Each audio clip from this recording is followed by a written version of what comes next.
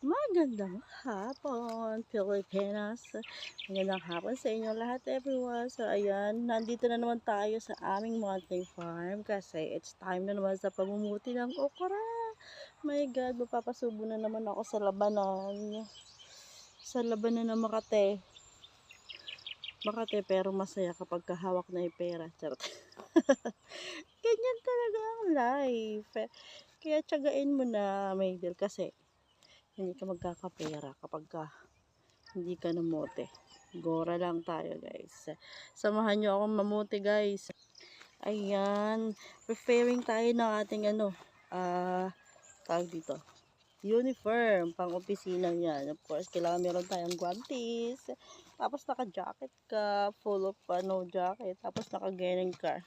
Kailangan naka-pajama ka yan. Kasi sa sobrang kate,